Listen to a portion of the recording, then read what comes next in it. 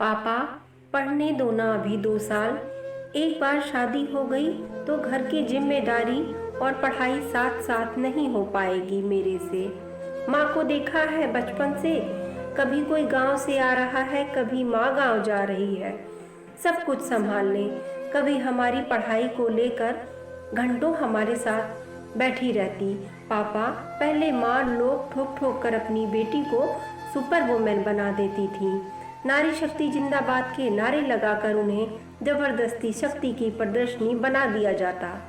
देखो जरा ध्यान से माँ के शरीर को, मतलब अब वो चाहकर भी आराम से बैठ नहीं पाती। उनके शरीर में बेचैनी होने लगती है। मुझे नहीं बनना सुपर वुमेन और रोबोटिक वुमेन। मैं अपनी ज़िंदगी अपने तरीके से जीना चाहती हूँ। सोनिया ने शादी का विरोध करते हुए कहा, देख बिटिया, 22 साल की हो गई हो, पूरा समय दिया पढ़ने के लिए और अब तो नौकरी भी लग गई है।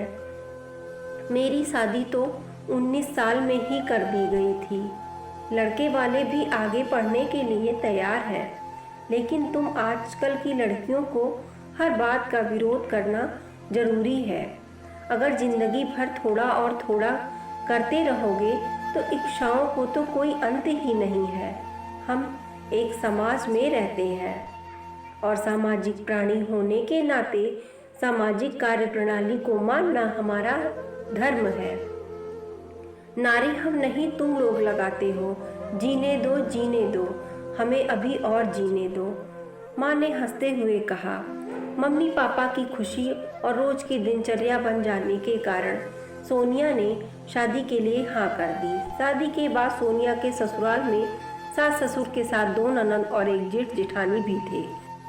सोनिया का अकाउंट से एमकॉम करके पीएचडी करने का इरादा था, लेकिन कॉलेज में टॉप करना और मेधावी छात्र होने से उस कॉलेज में ही प्रोफेसर के साथ असिस्टेंट करने का मौका मिल गया। शादी के बाद पीएचडी के लिए सोनिया को बार बार मायके आना जाना होता था। यार, पता नहीं तुम्हारी पीएचडी कब पूरी होगी। 5 साल तक क्या तुम ऐसे ही इधर से उधर चक्कर काटती रहोगी? पति विशाल ने एक दिन अपने रंग दिखा दिए। आप लोगों ने शादी से पहले तो कहा था कि लड़की आगे पढ़ाई कर सकती है, इसलिए मैं भी शादी के लिए तैयार हो गई थी। अब इस तरह से बात करने का क्या मतलब है? सोनिया ने गुस्से में कहा। शादी के वक्त तो कुछ भी बोला जाता है, उसे दिल पर लेने की ज़रूरत नहीं है। कहीं किसी कॉलेज में नौकरी ढूंढ लो और इसी शहर में पीएचडी के लिए अप्लाई कर लो। विशाल, बात पहले बोलनी चाहिए थी ना। यहाँ अप्लाई करने में वक्त और पैसा दोनों बर्बाद होंगे। पहले प्रोफेसर ढूंढने पड़ेंगे और फिर उन्हें तैयार करना पड़ेगा। अगर तुम्हें मेरा आना जाना पसंद नहीं तो मैं अपने मम्मी पापा के पास रहकर अपनी पढ़ाई पूरी कर लूँ, लेकिन इस तरह की बातें करके अपने प्रति मेरे मन में गलत भावना मत पैदा करो। सोनिया ने समझाया। शादी के बाद लड़कियां मायके में नहीं रहती। विशाल ने अपने तेवर दिखाए। सोनिया बिना कुछ बोले अपना सामान पैक करने लगी। क्या हुआ इस बार? तेरा बैग का साइज कुछ ज़्यादा लग रहा है। आपके दामाद ने मुझे घर से बाहर कर दिया है। तेरा दिमाग खराब हो गया है और इतनी सी बात पर कोई अपना घर छोड़ता है? माँ ने गुस्से में कहा। घर छोड़ा नहीं है, पढ़ाई पूरी करके फिर चली जाऊंगी। सोनिया ने समझाया। कौन तुझे वापस ले जाएगा? पापा क्या कहेंगे? तेरे सास ससुर को मैं क्या जवाब दूंगी? माँ बड़बड़ा ही रही थी, तभी फोन की घंटी बजी। माफ़ कीजिए बहन जी, मैं समझाती हूँ इसे और जल्दी से जल्दी भेजने की कोशिश करती हूँ। माँ ने सोनिया की सास से विनती करते हुए कहा। किससे माफ़ी मांगी जा रही है और किसे कहा भेजा जा रहा है? पापा ने घर में प्रवेश करते ही पूछा। तुम्हारी लाडली अपना घर छोड़कर आ गई है? माँ, कोई बात नहीं, उसने तो पहले ही कहा था पढ़ाई पूरी करके शादी करना, लेकिन तुम्हारी रोज की शादी पुराण से परेशान होकर उसने शादी कर ली। बात तो उसकी सही ही है कि पढ़ाई पूरी करके चली जाएगी, और अगर किसी को उसकी चिंता नहीं है तो मुझे भी अपनी बेटी को चिता पर नहीं बैठाना है।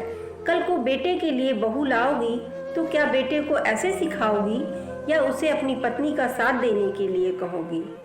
पापा ने पक्ष लेते हुए कहा, बस इसलिए आजकल तलाक बढ़ते जा रहे हैं। ना लड़की समझने को तैयार है और ना बाप समझाने को तैयार। माँ ने झल्ला कर कहा, ये बात तो लड़के वालों पर लागू होती है कि पहले तो बेटी बनाने का वादा करते हैं और बाद में नौकरानी बना देते हैं। पापा, घर के काम करने से क्या तुम्हारी बेटी नौकरानी हो जाएगी? मैंने नौकरी भी की और घर का भी काम संभाला, तो क्या मैं नौकरानी थी? माँ, घर के काम करने से नौकरानी नहीं होते हैं, लेकिन किसी की आकांक्षा और अभिलाषा को मारकर जबरदस्ती करना नौकरानी बनाना ही है। अब हम इस विषय में कोई बात नहीं करेंगे और तुम भी अपनी बेटी का मनोबल बढ़ाकर उसकी सहायता करोगी। किसी को हमारी बेटी से लगाव होगा तो हम खुद उसे उसके ससुराल छोड़कर आएंगे। पापा ने बात खत्म करते हुए कहा। 3 साल बाद सोनिया को अपने पीएचडी के रिसर्च प्रोग्राम में जर्मनी जाना था। एयरपोर्ट पर सामने से विशाल आते दिखाई दिया। कैसी हो सोनिया? विशाल, अच्छी हूँ, तुम्हारे सामने और टूटी नहीं निखरी हूँ, सोनिया ने मुस्कुराते हुए कहा। कभी मेरी याद नहीं आई? विशाल, याद गैरों को किया जाता है, आप तो मेरी सांसों में बसते हैं, सोनिया ने विशाल की भावुक मन महसूस करते हुए कहा। विशाल ने कहा, मैं तुम्हारे वापस आने का इंतजार करूंगा। रिश्तों को दिमाग से ज़्यादा दिल से निभाया जाए तो कभी अनबन ना हो। दोस्तों, मेरे विचार, मेरी कहानी कैसी लगी कमेंट करके अपनी राय जरूर शेयर करें। धन्यवाद।